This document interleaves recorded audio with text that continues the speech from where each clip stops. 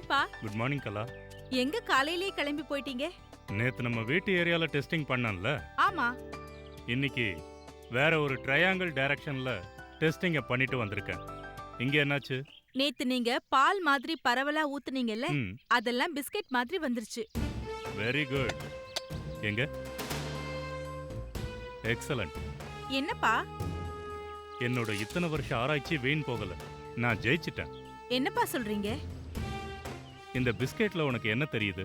ஆம், இதுல எனக்கு பிஸ்கட் மாதிரி தெரியுதுப்பா. நல்லா பாரு. அதுல சிவப்பா ரத்த கலர்ல புள்ளிகள் தெரியல?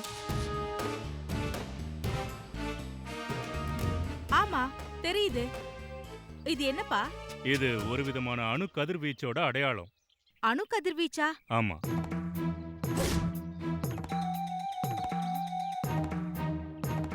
என்னப்பா மேல பாக்குறீங்க? இல்ல, இது வரைக்கும் சூரிய ஒளியிலிருந்து மனுஷனுக்கு நல்லது பண்ணக்கூடிய விட்டமின்ஸ் தான் வந்துகிட்டு இருந்தது. ஆனா இப்போ அதோட அணு கதிர்வீச்சும் கலந்திருக்கு. அதான் பயமா இருக்கு. நீங்க சொல்றது உண்மையாப்பா? உண்மையா இருக்கக்கூடாதுன்னு தான் நானும் வேண்டிக்கிறேன். என்னப்பா சொல்றீங்க? என்னோட ஆராய்ச்சியை நான் முதல்ல தொடங்கும் போது இப்படி சந்தேகத்தோட தான் தொடங்கினேன். அப்போ எனக்கு இந்த ஆராய்ச்சி வேணுமான்னு தோணுச்சு. ஆனா நாளடைவுல சூரியனோட பவரை டெஸ்ட் பண்ண வெயிலுக்குள்ள ஒரு விபரீதம் ஒளிஞ்சிருக்கிறத கண்டுபிடிச்சேன். வெயிலுக்குள்ள விபரீதமா? ஆமாம்மா. வெயில்ல என்ன விபரீதம்? முன்னாடியெல்லாம் வெயில் இருந்தாலும் மனுஷன் அவன் வேலையா ஆனந்தமா செஞ்சான். வெயில ஒரு பருவ மாற்றமாத்தான் நினைச்சானே தவிர அதை ஒரு ப்ராப்ளமா ஃபீல் பண்ணல. ஓகே. இப்போ வெயில்ல வேலை செய்ய முடியுதா? இல்ல. ஏன்? தெரியல. இப்போ வெயிலோட உக்கிரம் ஜாஸ்தி ஆயிடுச்சு. இந்த உக்கிரம் மனுஷனை டயர்ட் ஆக்கிடுது. உற்சாகமா கழிக்க வேண்டிய பகல் பொழுத மனுஷன் பயந்து போய் அவாய்ட் பண்றான். ஏன்?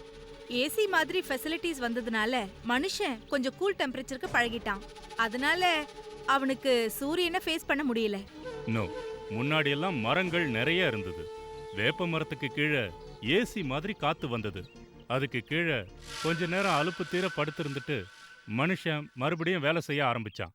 ஆனா இப்போ வெயில்ல வேலை செய்ய முடியல. ஏன்? ஏன்? அதான் என் ரிசர்ச். வெயில்ல ஏதோ ஒரு விஷயம் கூடிடுச்சு. ஊர் மொத்தமும் ஆளாளுக்கு ஏசி போட்டுக்கிட்டு ஏசி பஸ் ஏசி காருன்னு சுத்துறதுனால வெளியே வர சூடான காத்து எங்க போகும்? அதுதான் இந்த வெயிலோட உக்கிரம்னு நிறைய பேர் ஃபீல் பண்ணலாம். அதையெல்லாம் மீறி வெயில்ல பல நல்ல விஷயங்கள் இருக்கு. அந்த வெயில் இப்போ மனுஷனை வாட்டி வதைக்குது. ஏன்னு நான் கண்டுபிடிச்சிட்டேன். என்னப்பா அது? வெயிலுக்குள்ள மனுஷனுக்கு ஒத்து வராத ஏதோ ஒரு ஒளி கதிரோட வீச்சு கலக்குது. என்ன பாக்குற? இல்ல, சூரிய கதிர்ல யார் போய் என்ன கலந்துற போறாங்க? இந்த ஆராய்ச்சியை நான் தொடங்கும் போது எனக்கு இருந்த சந்தேகமும் அதுதான். நான் சொன்னேன்ல, நான் தோத்துடணும், என் யூகம் தப்பாகணும் தான் இந்த ரிசர்ச்சை நான் தொடங்கினேன். பட் ரிசர்ச் சக்சஸ் ஆயிடுச்சு. சம் கைண்ட் ஆஃப் ரேஸ் வெயிலோட கலந்து நம்மளை தாக்குது. அது உண்மைன்னு ப்ரூவ் ஆயிடுச்சு. இந்த புள்ளிக்கு காரணம் அணு கதிர்வீச்சு. என்ன கதிர்வீச்சுன்னு தான் இனிமே கண்டுபிடிக்கணும். நான் போய் பார்க்கறேன்.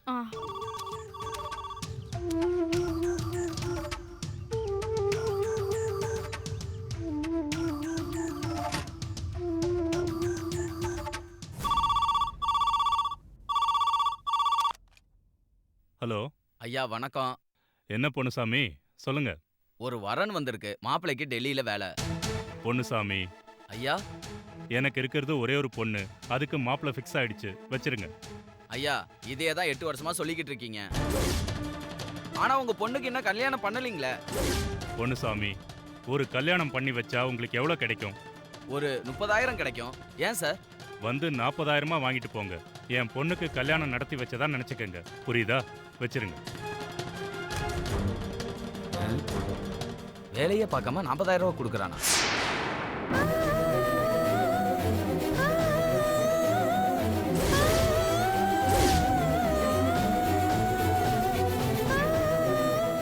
உன்னை கல்யாணம் பண்ணி வேற வீட்டுக்கு அனுப்புறதுல என்னை விட இன்ட்ரெஸ்டா இருக்கான் அந்த புரோக்கர்.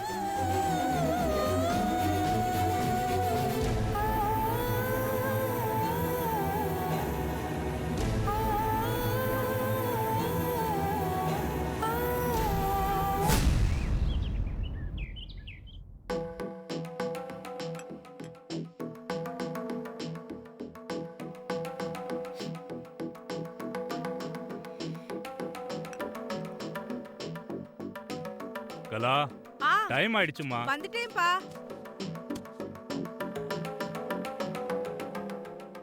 அப்பா ம், டிஃபன் ரெடி, நீங்க அப்புறமா சாப்பிட்டுக்கலாம். நீ சாப்பாடு கட்டிக்கலையா? இல்லப்பா, இன்னைக்கு ஸ்கூல் பசங்களை எக்ஸ்கர்ஷன் கூட்டிட்டு போறோம். 10:30 மணிக்கு புறப்படுறோம். மத்தியானம் கோவலத்துல ஒரு ஹோட்டல்ல லஞ்ச் அரேஞ்ச் பண்ணிருக்கோம். அதனால இன்னைக்கு நோ கேரியர். என்ன ஜூன் மாசத்திலேயே எஸ்கர்ஷன்? எங்க பிரின்சிபல் பேரண்ட்ஸ் மாதிரியே ஸ்கூல்ல கூட பசங்க என்டர்டெயின்மெண்ட்ல கவனம் செலுத்தணும்னு ஸ்கூல் ஆரம்பிச்சோன்னா ஒரு எக்ஸ்கர்ஷன், எண்ட்ல ஒரு எக்ஸ்கர்ஷன்னு பிளான் பண்றாரு. Very good, very good. உனக்கு இப்ப டைம் இருக்கா? கண்டிப்பா 10 நிமிஷம் இருக்கு. லெட்டர் டிக்டேட் பண்ண உங்களுக்கு எவ்வளவு நேரம் ஆகும்? Maximum 3 minutes. Then no worries. Tell me.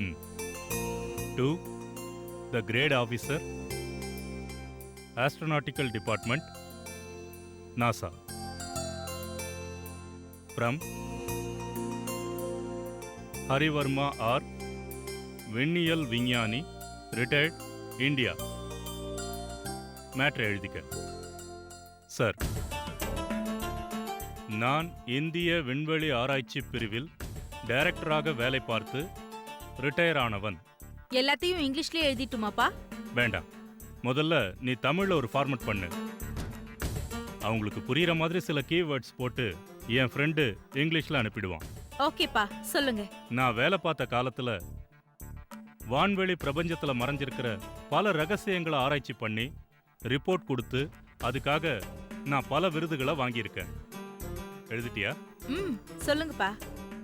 அப்படி இருந்த நான் ரிட்டையர் ஆனதுக்கு அப்புறம் சும்மா இருக்க முடியாம வெயில் அதிகமானதை பத்தி ஆராய்ச்சி செய்ய ஆரம்பிச்சேன்.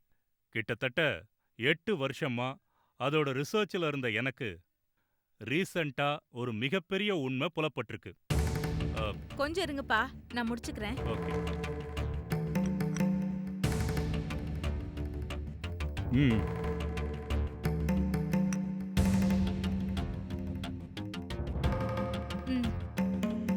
சொல்லுங்க.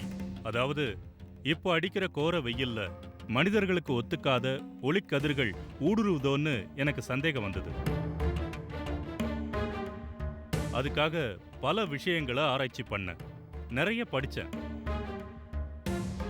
முடிவா கிடைச்ச ரிப்போர்ட் படி சில ஊதா நிற அணுக்கதிர் ஒளி அலைகள் சூரியனோட ஒளி அலைகளோட கலக்குதுன்னு ப்ரூவ் ஆயிடுச்சு. ஊதா நிற ஒளிக்கதிர்களா? ஆமாம்மா. ஊதா நிற ஒளிக்கதிர்னா அது எங்க இருந்து வரும்? மேல வேற கிரகத்துல இருந்து லீக் ஆகுதோன்னு சந்தேகப்படுறேன். மேல கிரகம் இருக்குதா? நிறைய இருக்கு. இந்த பிரபஞ்சத்துல நம்ம பூமி மாதிரியே இன்னொரு பூமி ஏதோ ஒரு நட்சத்திரத்தை மையமா வச்சு சுத்திக்கிட்டு இருக்கிறதாவும், அந்த கிரகத்துல நம்மள மாதிரியே மனுஷங்களும் மற்ற உயிரினங்களும் இருக்க வாய்ப்பு இருக்கிறதாவும் சொல்றாங்க. நிஜமாவா? ஆமாம்மா. இப்போ இந்த ஊதா நிற கதிர்கள் கூட எந்த கிரகத்துல இருந்து வருதுன்னு நான் கண்டுபிடிச்சிட்டேன். ரியலி? ஆமாம்மா. எந்த கிரகத்துல இருந்து வருது? சோல்ட்ரான். அது ஒரு ஊதா நிற கிரகம். அங்க இருக்கிற எல்லா உயிரினங்களுமே ஊதா நிறத்துல தான் இருக்கும். அந்த சோல்ட்ரான் கிரகம் சாட்ராஸ்ங்கிற நட்சத்திரத்தை சுத்தி வருது. பூமியிலிருந்து 115 ஒளி ஆண்டுகளுக்கு அப்பால இருக்கு சோல்ட்ரான். My goodness. என்னம்மா? நீங்க சொல்றது அம்புலி மாமா கதை மாதிரி இருந்தாலும் இன்ட்ரெஸ்டிங்கா இருக்கு. சொல்லுங்க. ஆனா நம்ப முடியல இல்ல? ஆமா, நம்ப முடியல. சரி, எழுது. சொல்லுங்க. இந்த ஊதா நிற ஒளிக்கதிர்கள் சோல்ட்ரான் கிரகத்துல இருந்து தான் லீக் ஆகுதுன்னு நான் சந்தேகப்படுறேன். அது சம்பந்தப்பட்ட ப்ரூஃப்ஸ் எல்லாத்தையும் உங்களுக்கு அனுப்புறேன். தயவு செஞ்சு ஆக்ஷன் எடுக்கவும். இது என்னோட தாழ்மையான வேண்டுகோள். யுவர்ஸ் ட்ரூலின்னு எழுதி முடிச்சுக்க.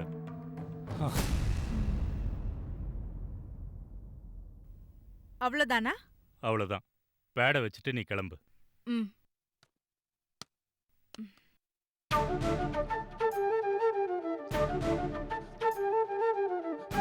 கோவம் ஆயிட்டீங்களாப்பா? எனக்கு என்னமா உன் மேல கோவம்? அதெல்லாம் ஒண்ணும் இல்ல. நீங்க ரொம்ப டென்ஷன் ஆகுறீங்க. ஆமா, இந்த ரிசர்ச் அப்படிப்பட்டது. பேசாம அவரை வேணா உங்களுக்கு துணைக்கு வர சொல்லட்டுமாப்பா? நான் உனக்கு கல்யாணம் பண்ணி வைக்கிறேன்னு சொல்லிட்டேன்ல. சொன்னீங்க. ஆராய்ச்சி முடிஞ்சதும் உங்களுக்கு கல்யாணம் பண்ணி வச்சிடுறேன், போதுமா? அது இல்லப்பா, நான் சொன்னது. இது பாருமா, உன் கல்யாணத்தை கிராண்டா நடத்தணும்னு ஆசைப்படுறேன். இந்த ரிசர்ச் சக்சஸ் ஆனா நல்ல பேர் கிடைக்கும். அதைத்தான் அவங்கிட்டயும் சொன்னேன். ஜனாதிபதி ஃபங்க்ஷனுக்கு வருவாரு. வேணும்னா ஓடி போய் கல்யாணம் பண்ணிக்கணும்னா பண்ணிக்க. எனக்கு ஒரு அப்ஜெக்ஷனும் இல்லை.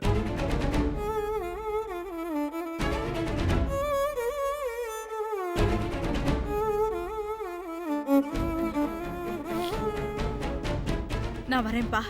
ம்.